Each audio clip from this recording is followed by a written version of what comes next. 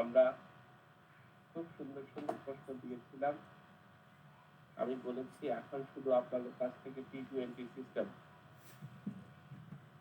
পড়ার নেব, জিজ্ঞেস করবো কি পড়ছেন, কিভাবে বলছেন, কি লিখছেন, সেইগুলো নিয়ে কথা হবে বেশি। তো সেই ধারাবাহিকতায় আজকে আমাদের ফৌজদারি কার্যবিধি শুরু হয়েছে এবং এই ফৌজদারি কার্যবিধির কিছু অংশ অলরেডি আমরা পড়ে ফেলেছি, যেমন জেনারেল এক্সেপশন, রাইট অফ আমরা ফৌজদারি কার্যবিধিতে কিছু সেকশন পড়ে ফেলেছিলাম। তো এখন আমাদের ওগুলো বাদ দিয়ে ওগুলো নতুন করে আমরা শুরু করেছি যে ফৌজদারি কার্যবিধির বেশ কিছু সেকশন রয়েছে, এই সেকশনগুলো আমরা সেকশন ওয়াইজ না দিয়ে আমরা প্রশ্ন আকারে দিচ্ছি এবং এই প্রশ্ন আকারের মধ্যেই এই প্রশ্ন জিজ্ঞাসা করার মধ্যে যেই সমস্ত জায়গায় প্রবলেম থাকবে, যেই সমস্ত জায়গায় প্রবলেমেটিক প্রশ্ন নিয়ে কথা হবে, সেই সমস্ত জায়গায় আমি কথা বলবো যে এই জায়গায় প্রবলেমেটিক প্রশ্ন হয় বা এই জায়গায় প্রবলেমেটিক প্রশ্ন হতে পারে। সেই প্রবলেমেটিক প্রশ্ন জানানোর দায়িত্ব আমার, আর আপনার দায়িত্ব হলো আপনাকে যে প্রশ্নগুলো দিই সেই প্রশ্নগুলো পড়া।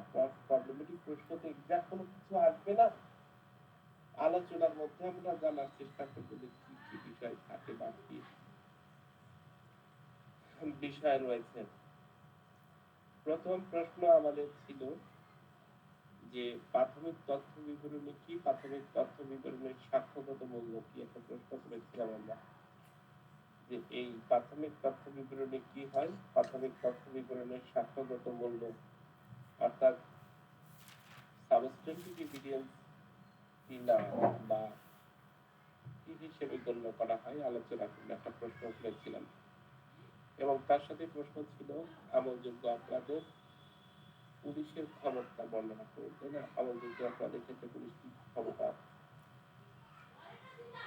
ব্যবহার করতে পারে আলোচনা করুন। যদিও আমল অযোগ্য ব্যাপারটা একেবারে ছোট, তো দেখি আমরা কি অবস্থা, কি সমাচার, লোকজন সংখ্যা কি পরিমাণ এসেছেন, 14 জন আছেন। তো আমরা শুরুই করতে চাচ্ছি, যেহেতু সালাউদ্দিন ভাইকে পাচ্ছিলাম না, সালাউদ্দিন ভাই শুরু করেন দেখি এফআইআর কি। সালাউদ্দিন ভাই স্যার আমাকে একটু সময় দিন স্যার, আমি একটু খাওয়াতে ব্যস্ত স্যার, সারাদিন দুপুরে খাই নাই। ওকে ঠিক আছে, একটু পরে স্যার আবার আমি শুনতেছি স্যার। আমিনুল ভাই। আসসালামু আলাইকুম স্যার। ওয়ালাইকুম আসসালাম, ভালো আছেন ভাইয়া? আলহামদুলিল্লাহ স্যার, আপনি জি বলেন দেখি কিভাবে বলেন আপনি।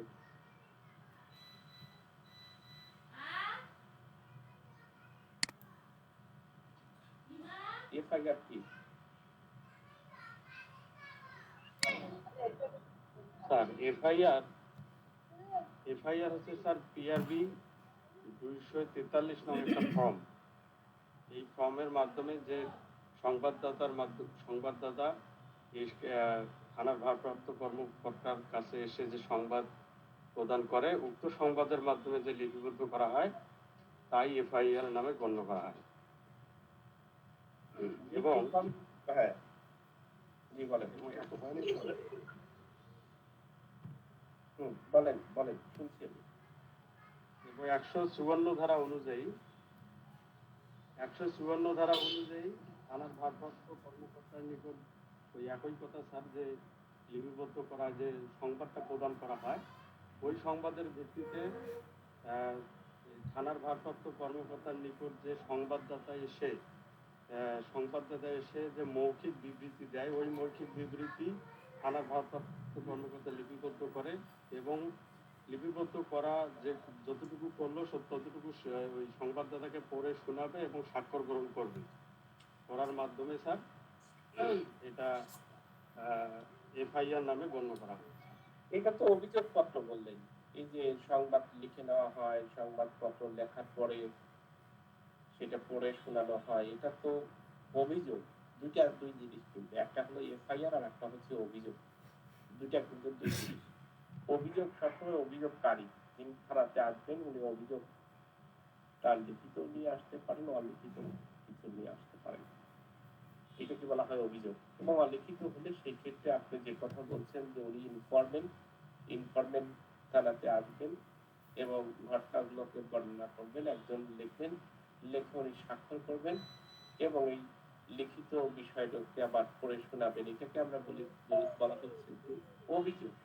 কিন্তু এফআইআরটা কি, ফার্স্ট ইনফরমেশন রিপোর্টটা কি? আমি এক্সাক্ট ফার্স্ট ইনফরমেশন রিপোর্টের কথা বলছি, যে আপনি ফার্স্ট ইনফরমেশন রিপোর্ট বলতে কি বুঝেন? ফার্স্ট ইনফরমেশন রিপোর্ট আসলে কোন ফর্মটাকে ফার্স্ট ইনফরমেশন রিপোর্টের যে ফর্ম আছে সেই ফর্মটা কোন ফর্ম? Uniform 27 uniform 27। তাহলে কি প্রশ্নের উত্তর কিভাবে দিবেন?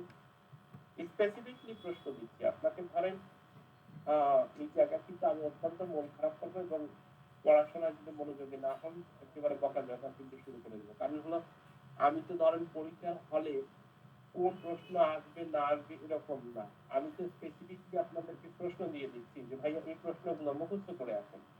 আমি তো স্পেসিফিকলি বলছি, মানে প্রশ্ন কমন করা প্রশ্ন, আমি অকমন করা প্রশ্ন তো আপনাদেরকে জিজ্ঞেস করছি না। এক্সাক্ট কোন বই থেকে পড়ছেন আমাকে বলেন, যে ওই বই থেকে পড়ছেন, আমি ওই বই থেকে বের করবো দেখি কি পড়েছেন।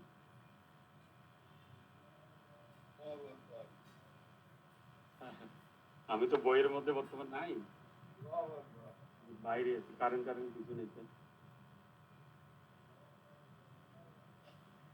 বইয়ের মধ্যে না থাকলেও তো বলা মুখস্থ করছেন না সারাদিন, বিশ্বাস তাহলে কি মুখস্থ করলেন?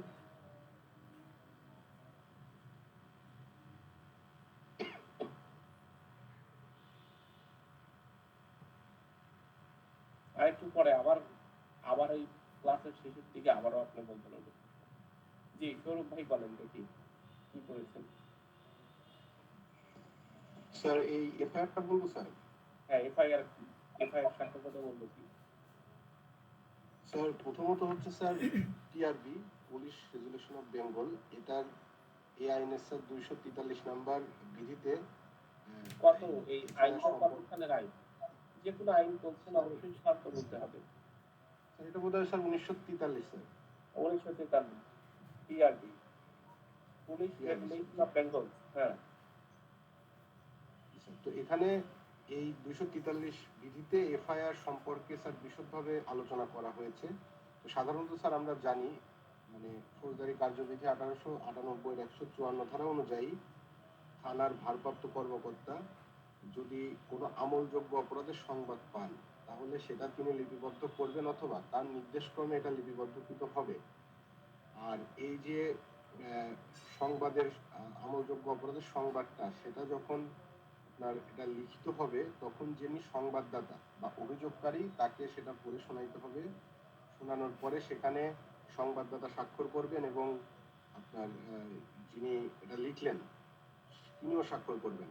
এভাবে তারপরে এটা সরকারের যে নির্দেশিত বা রক্ষিত যে বিবি ফর্ম 27 আছে সেখানে লিপিবদ্ধ করার পরে স্যার এটাকে এফআইআর বলে স্যার গণ্য করা হবে।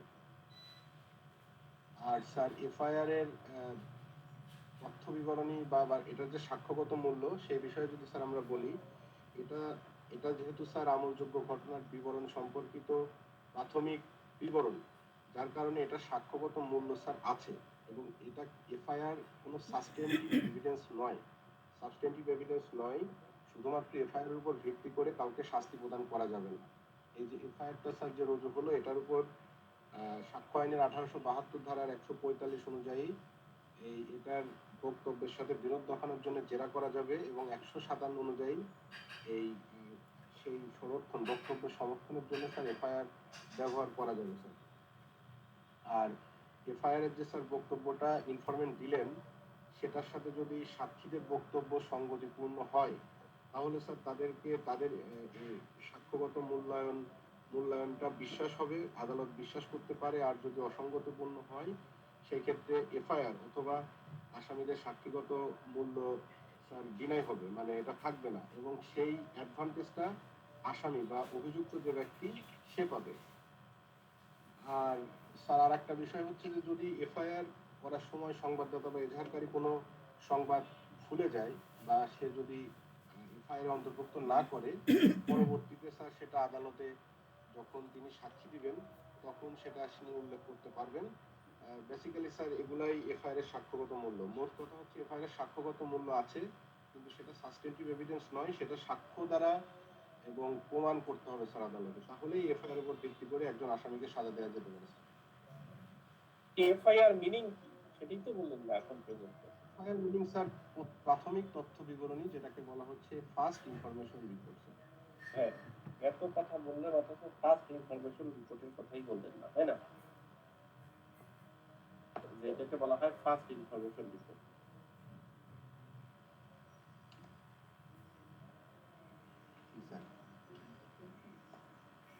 ওকে,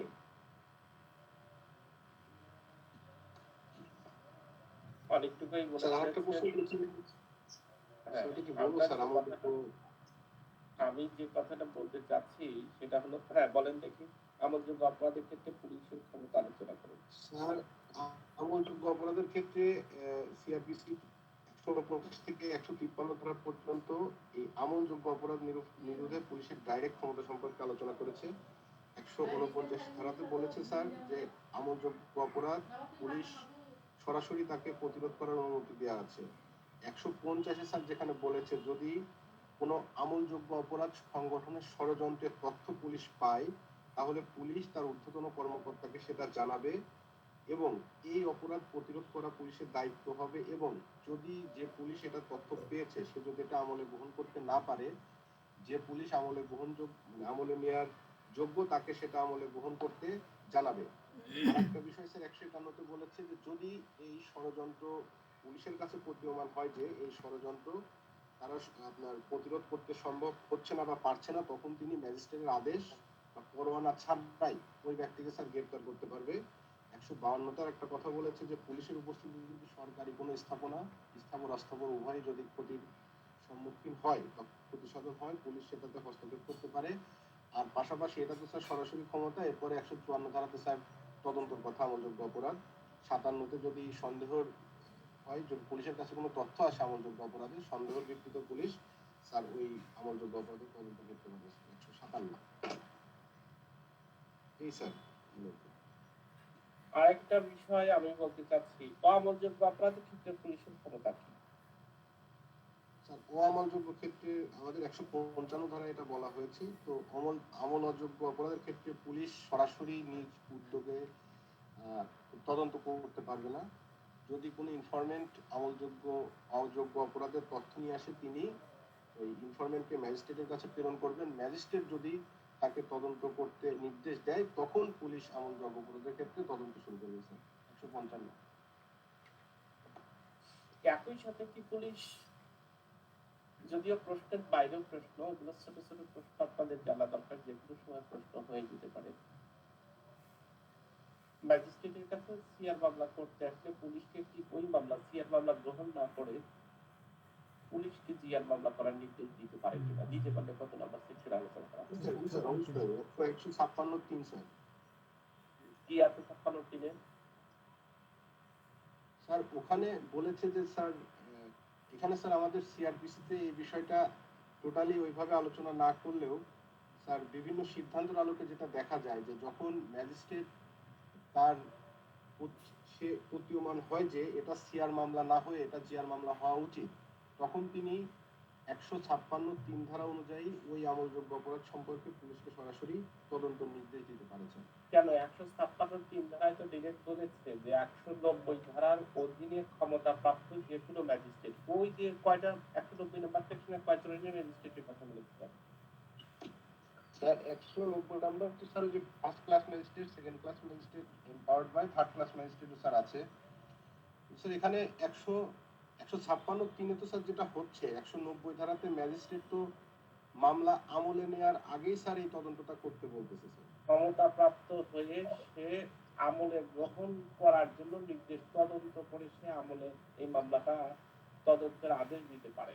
এই তদন্তের আদেশ দেওয়া মানে তদন্ত করে মামলাটাকে শব্দটা ব্যবহারই করে যে তদন্ত করে মামলাটা এফআইআর হিসেবে গ্রহণ করার জন্য নির্দেশ দেওয়া।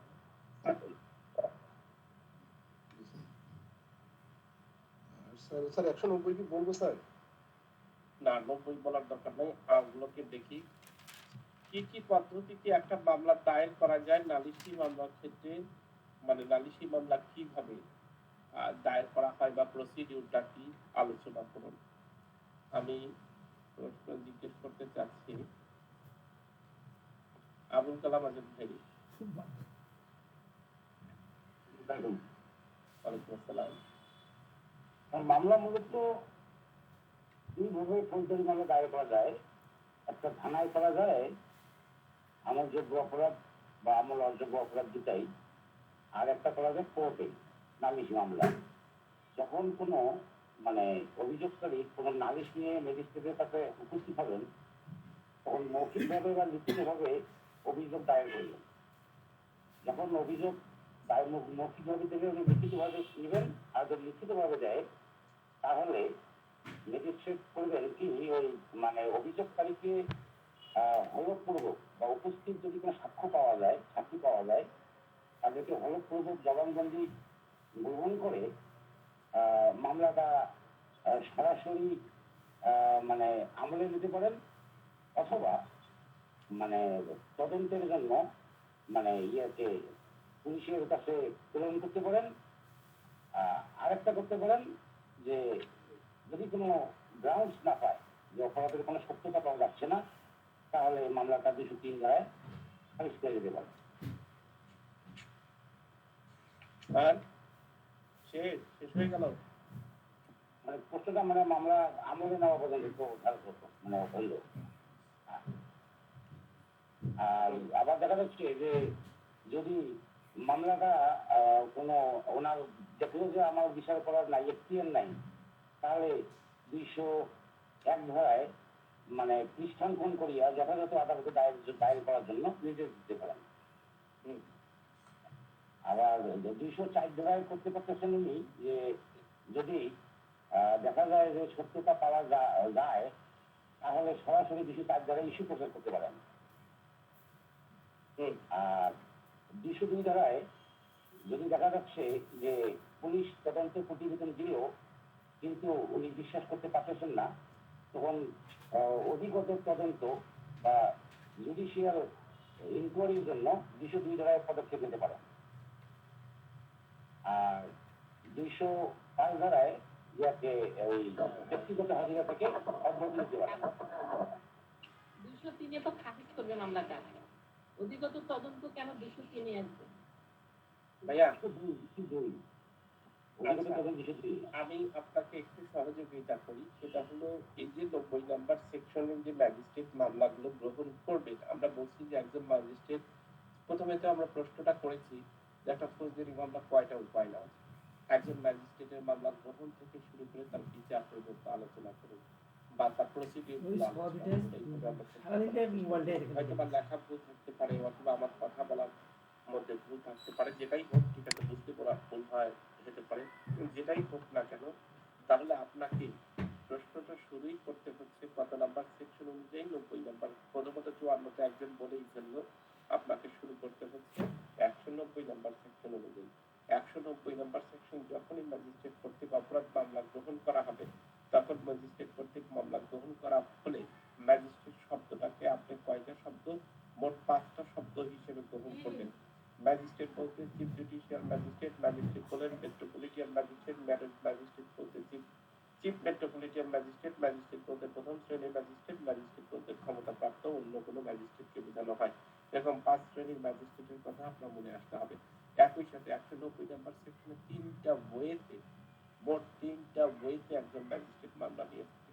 যদি তার কাছে অভিযোগ করা হয় 190 1 অনুযায়ী, 1 ক অনুযায়ী, যদি তার কাছে আপনদার receive and complainant from the fact of consisting in such offense, যদি এরকম হয় যে কারোর কাছ থেকে আপনি কি করেছেন, কমপ্লেন পেয়েছেন, ম্যাজিস্ট্রেট সেইভাবে নিতে পারে। পুলিশ রিপোর্টের উপরে ভিত্তি করে মামলাটা আমলে নিতে পারে। পুলিশের রিপোর্টের fact made by any police officer যদি রিপোর্ট করে। তৃতীয় নাম্বার হচ্ছে এনি আদার্স ইনফরমেশন যদি থাকে, যেমন তথ্য, নিজস্ব জ্ঞান, যেটাকে আমরা নলেজ বলছি, বা সাবস্টিটিউশন যদি কোনো কিছু মনে হয়, তাহলে এই 190 বা অনুযায়ী মামলা নিতে পারে। তাহলে ম্যাজিস্ট্রেট কিন্তু 3 ভাগে মামলা নেয়। এই কথাটা আপনাকে, ঠিক আছে, একটা ঘরের মতো করে আপনি একটা শখের মতো করে 3টা ওয়েতে মামলা গ্রহণ করছি, সেটা আপনাকে উল্লেখ করতে হবে। মামলাকে গ্রহণ করবেন। এখন মামলা গ্রহণ করার পরে এটা একটা ইতিহাসের মতো খুব সুন্দরভাবে সিরিয়ালি আপনি বলবেন। মামলা গ্রহণ করার ক্ষেত্রে 2টা ব্যক্তি আপনার কোর্টে উপস্থিত থাকে। নাম্বার 1, যিনি মামলাটা দায়ের করতে আসছেন, অর্থাৎ মামলার বাদী বা ফরিয়াদি আপনি বলতে পারেন। এক হচ্ছে ফরিয়াদি। নাম্বার 2 হলো বলা হয় সাক্ষী। নালিশি মামলাতে কোনো মামলায় ম্যাজিস্ট্রেট গ্রহণ করার ক্ষেত্রে অবশ্যই আপনাকে কি করবেন, ফরিয়াদের 200 ধারায় জবানবন্দি গ্রহণ করবেন। একই সাথে সাক্ষীকে পরীক্ষা করার সুযোগ থাকলে সাক্ষীকে পরীক্ষা করে তার সারাংশ লিপিবদ্ধ করবেন। এবং এই জায়গাতে আপনাকে বলতে হবে ম্যাজিস্ট্রেট এবং ফরিয়াদি বা সাক্ষী অবশ্যই সিগনেচার থাকতে হবে ওই 202 ধারায় যে জবানবন্দিতে। এখন এখানে আরেকটা প্রশ্ন করে বসে যে কোন কোন ব্যক্তিদের ক্ষেত্রে 200 ধারায় জবানবন্দি প্রয়োজন হয় না। তাহলে আপনাকে আবার ওই দিকে একটু ঘুরে যেতে হবে যে কোথায় কোথায় 200 ধারায় জবানবন্দি প্রয়োজন হয় না। যখন লিখিত নালিশ করা হয় এবং এই লিখিত নালিশ যদি 192 ধারা মামলাটা হস্তান্তর পূর্বে এর পরীক্ষা করার যদি হস্তান্তর করা হয় 292 নম্বর সেকশন সম্পর্কে আমরা জানি, সেটা হচ্ছে ম্যাজিস্ট্রেট কর্তৃক মামলা হস্তান্তর।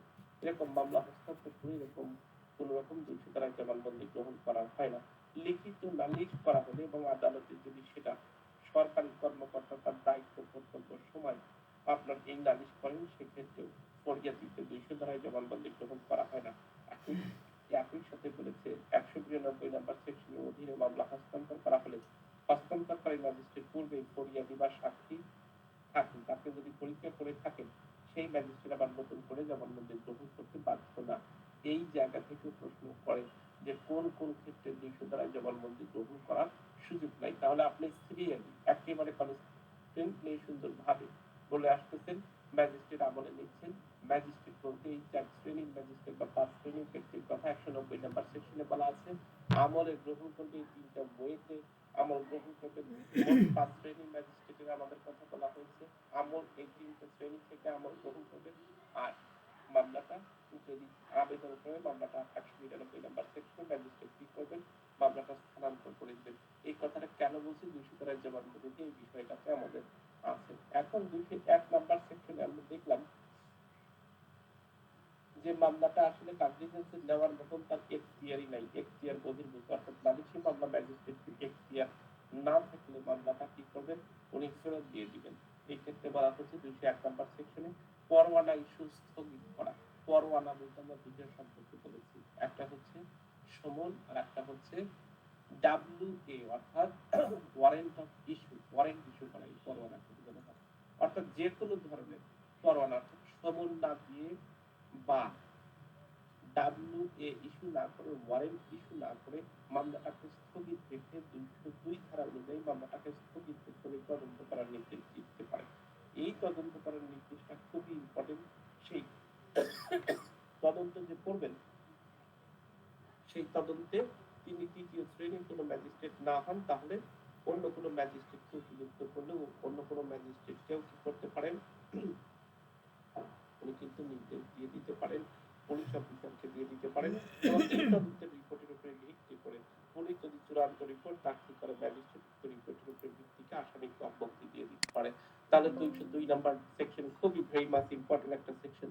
তারপরে আপনাকে যেতে হবে 203 নম্বর সেকশন। তদন্ত করলেন, তদন্তের বিষয় দেখা গেল কি যে প্রতীয়মান হয়েছে যে আসলে ফরিয়াদি যে অভিযোগটা করেছে সেই অভিযোগটা ভিত্তিহীন। এই অভিযোগ ভিত্তিহীন হলে মামলাটা অর্থাৎ নালিশটা খারিজ করে দিবেন 203 নম্বর সেকশনে। সুন্দরভাবে লাইন টু লাইন সুন্দরভাবে গল্পের আকারে বলতে থাকবেন। এখন তদন্ত রিপোর্ট, ওই যে 202 ধারায় তদন্ত রিপোর্টটা যদি সঠিক হয় তাহলে ম্যাজিস্ট্রেট 2টা কাজ করবেন।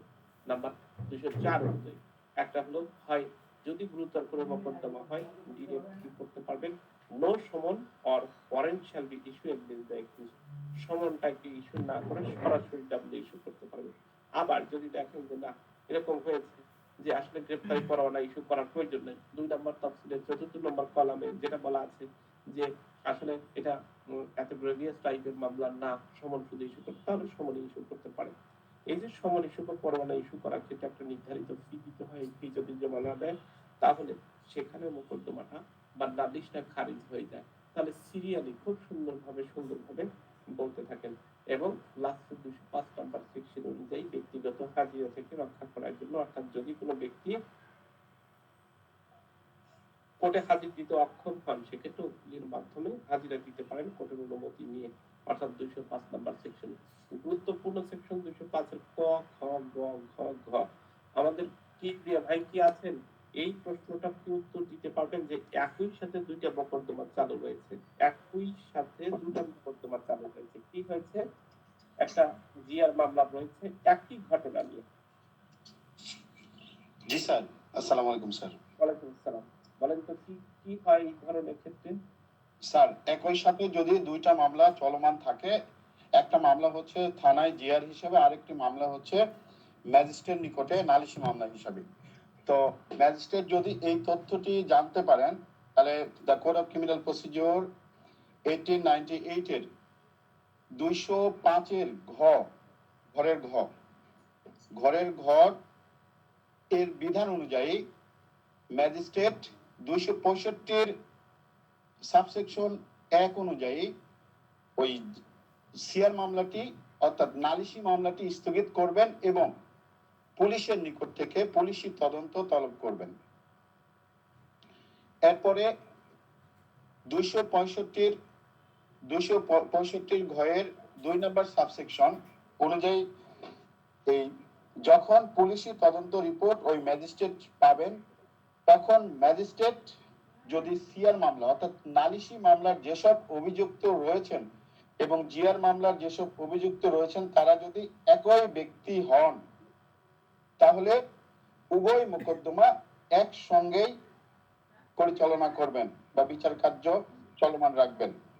আর যদি পুলিশ প্রতিবেদনে নালিশি মামলার যে অভিযুক্ত ব্যক্তিরা রয়েছেন সে ব্যক্তিদের যদি পুলিশ অভিযুক্ত না করে তাদের বিরুদ্ধে চূড়ান্ত প্রতিবেদন দেয় অথবা তাদের নামই উল্লেখ না করে, তাহলে যেসব ব্যক্তিদের নাম ওই যে পুলিশ তদন্ত অর্থাৎ জিআর মামলার সঙ্গে সিআর মামলায় যেসব ব্যক্তিদের নাম হচ্ছে যে অন্তর্ভুক্ত আছে বা পুলিশ প্রতিবেদনে তাদের নামগুলো উল্লেখ করা হয় নাই, ওই সব ব্যক্তিদের ক্ষেত্রে 265 ঘয়ের 3 নাম্বার সাবসেকশন অনুযায়ী পৃথকভাবে মামলা চলমান থাকবে, অর্থাৎ দুইটি মামলায় পৃথকভাবে চলবে। সেক্ষেত্রে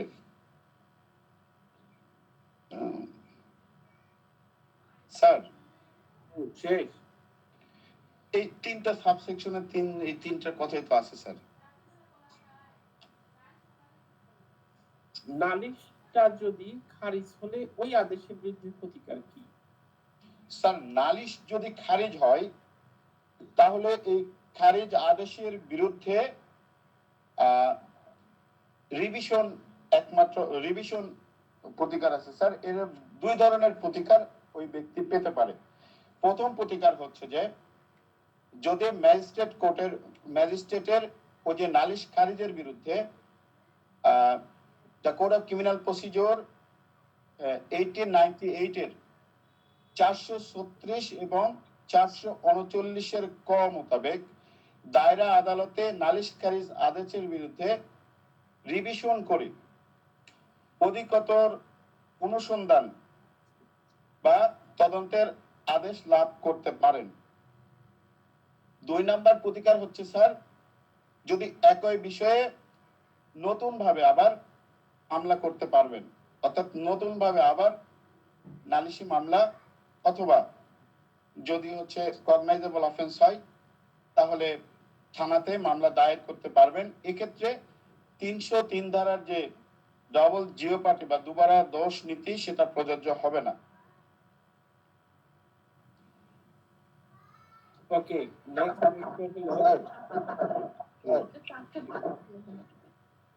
স্যার এই যে স্যার লিখিত যে দেখলাম স্যার এই নালিশ খারিজের বিষয় বলেছে যে প্রতিকারের ওখানে যে সংক্ষুব্ধ ব্যক্তি নারাজি আবেদন করতে পারবে। স্যার আমরা তো জানি নারাজি তো স্যার পুলিশ তদন্তের পরিবর্তে হয়। স্যার এটাও কি ঠিক আছে কথাটা? নালিশ খারিজ হলে নারাজি করে স্যার? ভুল লিখেছে। নারাজি নারাজি, হ্যাঁ এটাও একটা ব্যাপার, ভালো কথা বলেছেন। তো এটাও একটা ব্যাপার। ধরেন সিআর মামলাতে 203 ধারায় প্রতিবেদন দিয়েছে পুলিশ এবং 202 ধারা প্রতিবেদন দিয়েছে এবং সেটা 203-এ খারিজ করেছে। তো 202 এর যে প্রতিবেদন সেটাতেও তো আমরা নারাজি চাইতে পারি। জি স্যার, ওটা তো পুলিশ প্রতিবেদন। কিন্তু স্যার আপনার হচ্ছে যে নালিশি মামলায় তো হচ্ছে নারাজি করার কোনো নাই স্যার। আমি তো নারাজি দরখাস্ত না, আমি তদন্তের জন্য শব্দটা আসলে ওইভাবে না। আমি যে কথা বলছি বলার জন্য চেষ্টা করছি যে নারাজি শব্দটা নেই না ডিরেক্ট।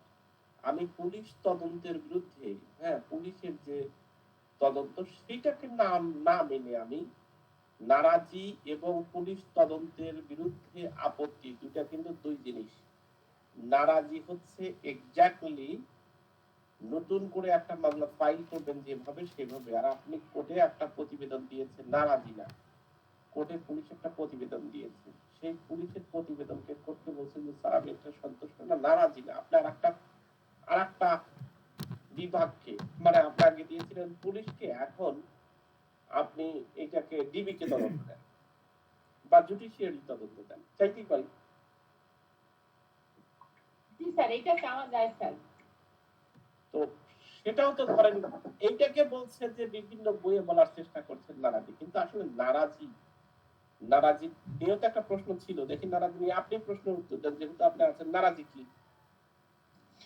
স্যার নারাজি শব্দের অর্থ হিসেবে আমি মানি না। তো পুলিশ যখন 173 ধারায় তদন্ত প্রতিবেদন প্রদান করেন, তখন ইনফরমেন্ট ওই তদন্ত প্রতিবেদনের বিরুদ্ধে যদি তার সংশয় তৈরি হয় বা তদন্ত প্রতিবেদন যদি মনোনীত না হয়, তাহলে এর বিরুদ্ধে যে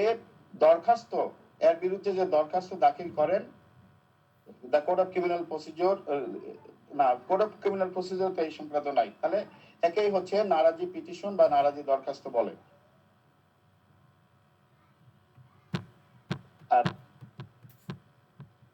এইটুকু স্যার না আরো একটু দিয়ে যায় স্যার। স্যার নারাজিতে মানে ডিরেক্টলি কোড অফ ক্রিমিনাল প্রসিডিওরে নারাজি শব্দের উল্লেখ নেই।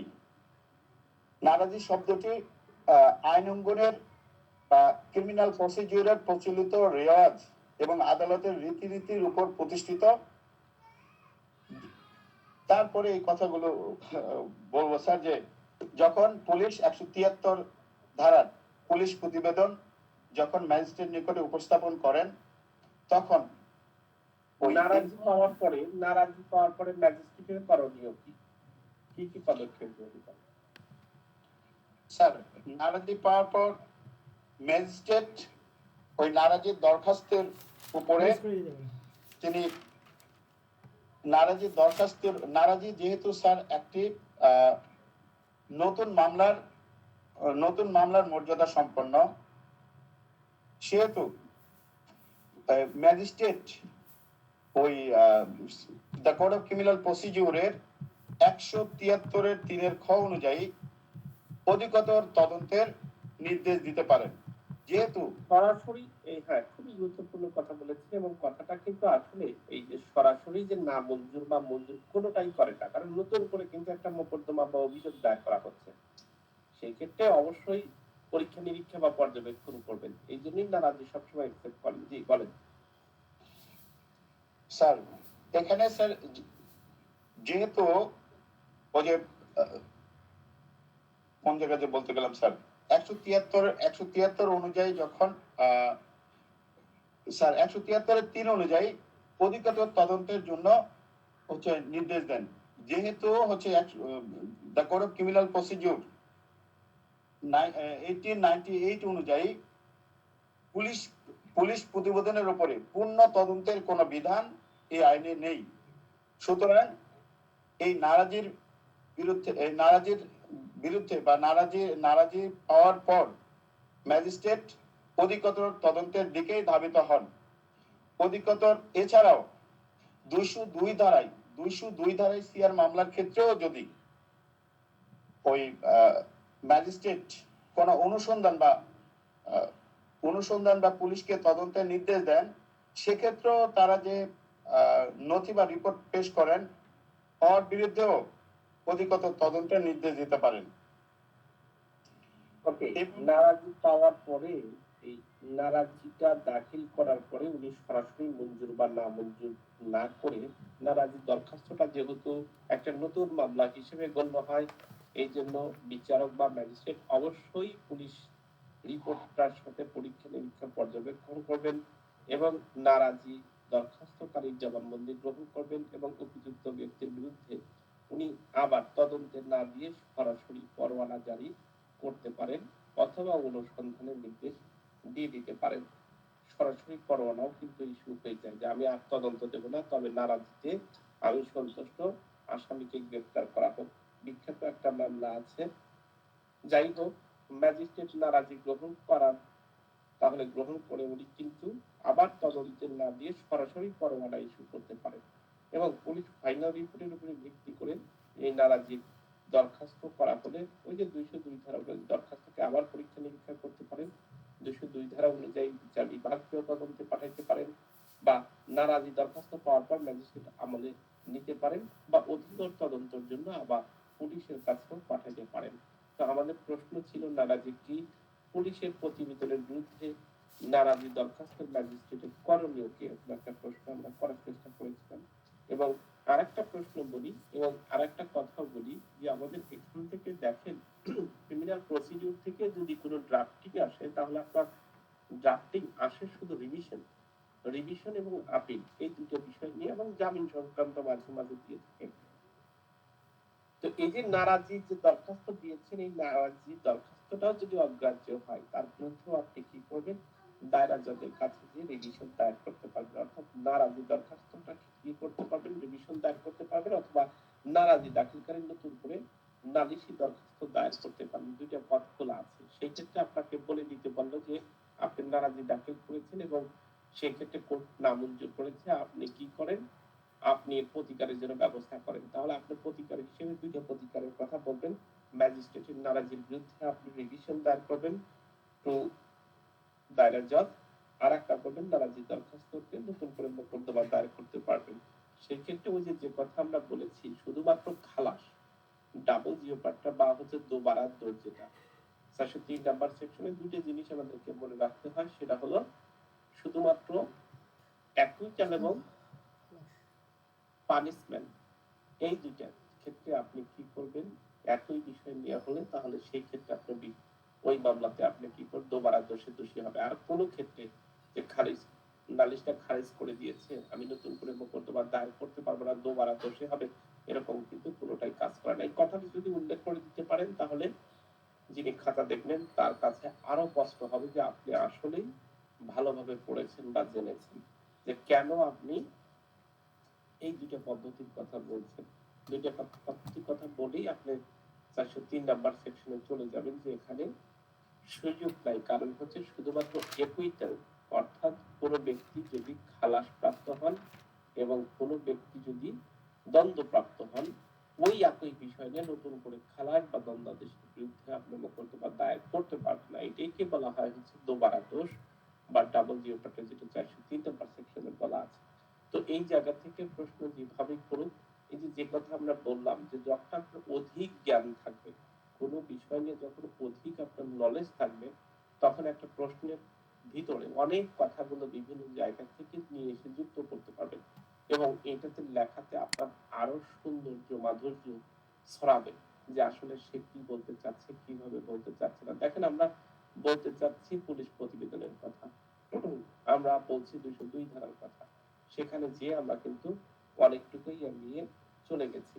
যাই হোক, আমাদের আরেকটা প্রশ্ন ছিল, আমাদের নেক্সট প্রশ্নগুলো আমার কাছে থাকে না, আমি বই থেকে বিভিন্ন জায়গা থেকে বলি যে প্রশ্ন থাকে না, আমাকে সহযোগিতা করবেন সেটা হচ্ছে প্রশ্নগুলো যে কেউ একজন লিখে দিবেন এবং স্পষ্ট করে প্রয়োজনে আপনি কি করবেন, রেকর্ডিং রাখবেন, রেকর্ডিং অনুযায়ী কি প্রশ্ন দিচ্ছি, কি প্রশ্ন আলোচনার বিষয় ছিল সেগুলো একটু আমাকে দিবেন, যাতে আমি সহজে প্রশ্নগুলো জিজ্ঞেস করতে পারি।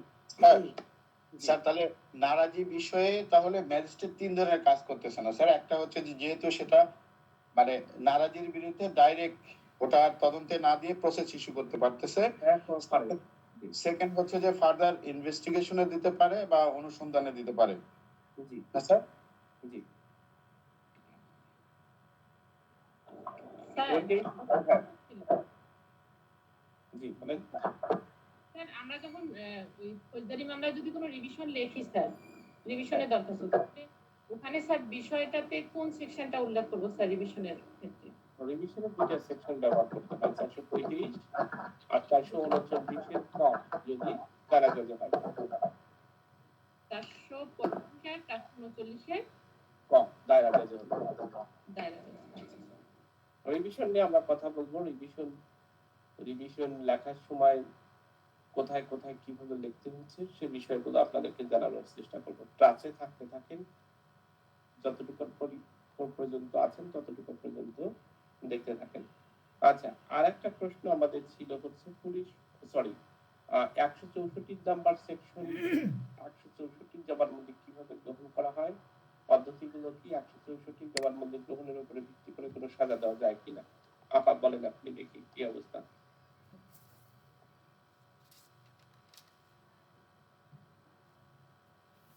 সুলতান আপা আছেন?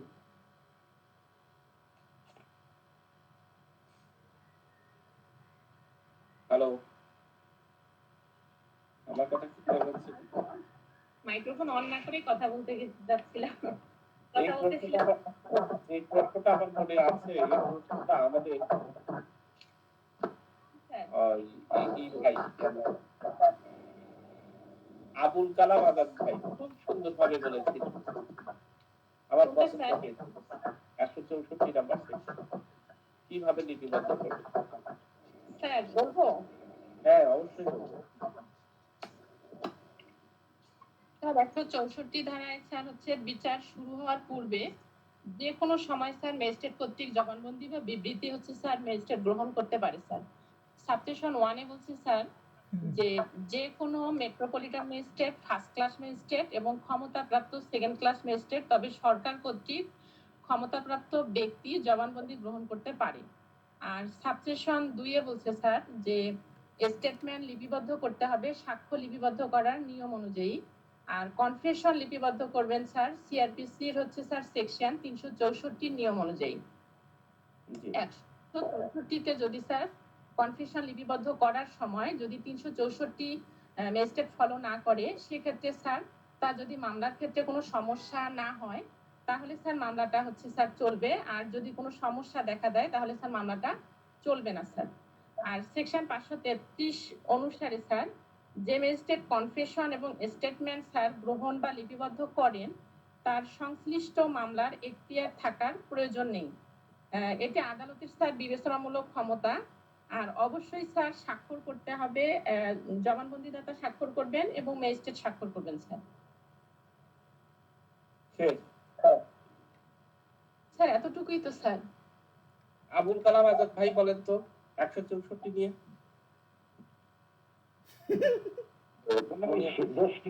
দোষ স্বীকারোক্তির কথা বলা ছিল। যখন মানে মানে দোষ স্বীকারোক্তি করবেন, লিপিবদ্ধ করবেন, তখন সাক্ষীকে সতর্ক করে দেবেন প্রথমে যে আমি আপনি দোষ স্বীকার করতে বাধ্য নন। যদি আপনি দোষ স্বীকার করেন তাহলে এই স্বীকারোক্তি মামলার বিচারে আপনার বিরুদ্ধে সাক্ষ্য হিসেবে ব্যবহার হতে পারে। তারপরে এবার সতর্কতা পাওয়ার পরে উনি একটা মেমোরান্ডাম আকারে লিখবেন, সেখানে বলবেন যে আমি আসামি অমুককে সতর্ক করে দিয়েছি যে তিনি দোষ স্বীকারোক্তি করতে বাধ্য নন। যদি তিনি দোষ স্বীকার করেন তাহলে ওই দোষ স্বীকারোক্তি তার বিচারের সময় তার বিরুদ্ধে সাক্ষ্য হিসেবে ব্যবহার হতে পারে। তিনি এই দোষ স্বীকারোক্তি স্বেচ্ছায় প্রদান করেছেন এবং আমার 70 বছরে আমার উপস্থিতিতে এই দোষ স্বীকারোক্তি লিপিবদ্ধ করা হয়েছে। দোষ স্বীকারোক্তি লিপিবদ্ধ করার পর তাকে পরে শোনানো হয়েছে এবং তিনি এর সঠিকতা এবং নির্ভুলতা স্বীকার করিয়াছেন। তারপরে তাদের দেশে একটা স্বাক্ষর করবেন ম্যাজিস্ট্রেট। স্যার তাহলে কি আমরা সেকশনগুলো উল্লেখ করব না স্যার? অবশ্যই সেকশনগুলো উল্লেখ করবেন। আবুল কালাম ভাই যে বললো ওগুলাতে তো উনি তো কোনো সেকশনে বললো না, উনি তো শুধু ম্যাজিস্ট্রেট যেভাবে জবানবন্দিটা নিচ্ছে 164টি উনি ফর্মটা শুধু স্যার সমস্যা নাই, উনি যতটুকু বলেছে অতটুকু বলেন নাই। আপনি তো গুরুত্বপূর্ণ কথাটাই বলেন নাই। পদ্ধতিটা কি সেটাই তো আমি জানতে চাই। স্যার যে 364 ফলো করবে স্যার, সাক্ষ্য লিপিবদ্ধ করার নিয়ম অনুযায়ী যদি আপনি পরীক্ষার কথা বলে আসেন যে 365 নাম্বার সেকশনে এই কথা উল্লেখ আছে, তাহলে কি হবে আপা? 365 তে কি আছে?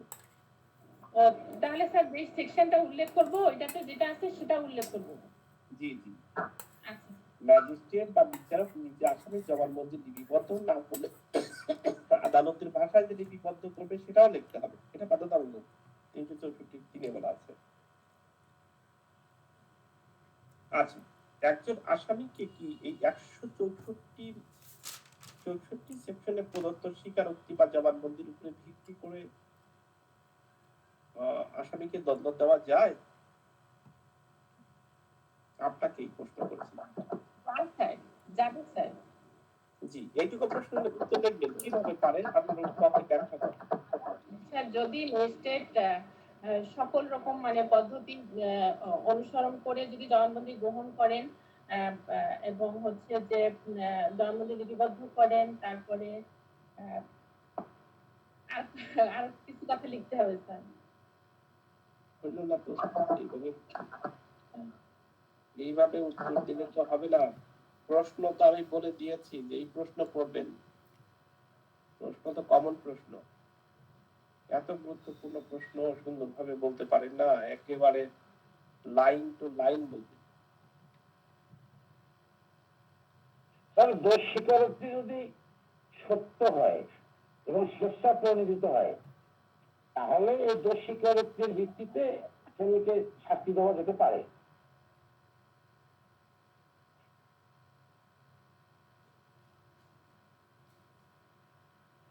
শুধু এইটুকু প্রশ্ন লিখলে হবে না।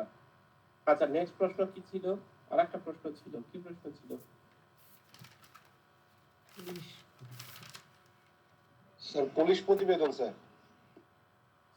গুরুত্বপূর্ণ একটা বিষয়, পুলিশ প্রতিবেদন। পুলিশ প্রতিবেদন কি? পুলিশ প্রতিবেদনে কোনো মামলা গ্রহণ, পুলিশ প্রতিবেদন গ্রহণ করতে ম্যাজিস্ট্রেট বাধ্য কিনা, পুলিশ কি সম্পূরক চার্জশিট বা সাপ্লিমেন্টারি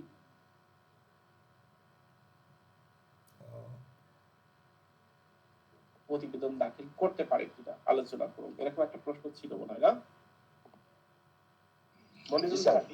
মনিরুল ভাই আজকাল কোন পুলিশ প্রতিবেদন সম্পর্কে কি জানো? পুলিশ প্রতিবেদন কি? পুলিশ প্রতিবেদন হচ্ছে তদন্ত শেষ করার পর ফৌজদারি কার্যাবলীর 173 ধারা অনুযায়ী পুলিশ কর্মকর্তা ম্যাজিস্ট্রেট নিকট যে চূড়ান্ত ফলাফল প্রতিবেদন আকারে জমা দেন তাকে পুলিশ প্রতিবেদন বলে। পুলিশ প্রতিবেদন তো দুই প্রকার।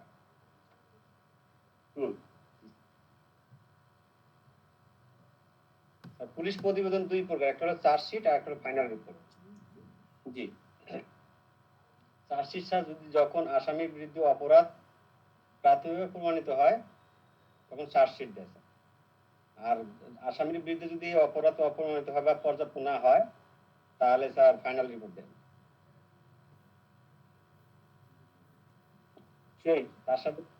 তার সাথে পুলিশ প্রতিবেদন কোন মামলা গ্রহণে ম্যাজিস্ট্রেট কি বাধ্য? না স্যার, ম্যাজিস্ট্রেট বাধ্য না। পুলিশ প্রতিবেদনের ভিত্তি করে ম্যাজিস্ট্রেট মামলা গ্রহণ করতে বাধ্য না। পুলিশ প্রতিবেদন বিচারের জন্য কেবল একটি মাত্র মানে মতামত মাত্র স্যার, আর ম্যাজিস্ট্রেট তার স্বাধীন বিচারিক বুদ্ধি প্রয়োগ করবেন। পুলিশ চার্জশিট দিলেও ম্যাজিস্ট্রেট চাইলে আসামি অব্যাহতি দিতে পারেন।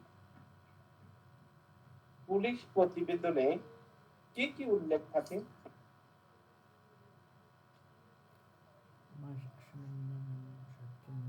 যদি আপনাকে বলেই ফেলে যে পুলিশ প্রতিবেদন কি, পুলিশ প্রতিবেদনে কি কি উল্লেখ থাকে, একটা পুলিশ প্রতিবেদনে কি থাকে? পুলিশ প্রতিবেদন দেখেছেন? সব জায়গায় হয় না স্যার। স্যার পুলিশ প্রতিবেদনে কি কি উল্লেখ থাকে কে বলেন, একজন বলেন তো দেখি। প্রতিবেদনে স্যার বাদীর নাম ঠিকানা, মানে প্রথম কলামে থাকবে বাদীর পরিচয় স্যার, বাদীর নাম ঠিকানা এটা, তারপরে দ্বিতীয় কলামে স্যার বিবাদী কতজন, তাদের নাম ঠিকানা এগুলো উল্লেখ থাকবে। তারপরে স্যার তৃতীয় কলামে হচ্ছে স্যার যে মামলার যে এজাহারটা আছে স্যার, এটার পুরো বর্ণনাটা থাকবে স্যার। তারপর পুলিশ যে তদন্ত করলো স্যার, তদন্ত করার পর যে হচ্ছে যে উনি যে অপরাধটা মানে হচ্ছে যে অপরাধের সত্যটা তার পাইলো স্যার, সেটা উল্লেখ করে ওই আসামির বিরুদ্ধে ওই অপরাধটা আমলে নেওয়ার জন্য স্যার একটা মানে অনুরোধ করবেন স্যার আদালতকে, এবং হচ্ছে যার বিরুদ্ধে হচ্ছে অপরাধটা সত্য বলে প্রমাণিত হয়নি স্যার, তাদেরকে অব্যাহতি দেওয়ার জন্য করবেন ওই কলামে স্যার। আর হচ্ছে যে যে যে ধারাগুলোর উপর সত্যতা পাওয়া গেছে ওই ধারাগুলো স্যার উল্লেখ করবেন, এবং যে যে আসামির বিরুদ্ধে যেই ধারাগুলো প্রমাণিত হয়েছে, যে ধারায় অপরাধগুলো প্রমাণিত হয়েছে স্যার, সেগুলো উল্লেখ করবেন। গুরুত্বপূর্ণ প্রশ্ন, আগে প্রশ্ন লেখেন, প্রশ্ন লেখেন তো একটু দেখি।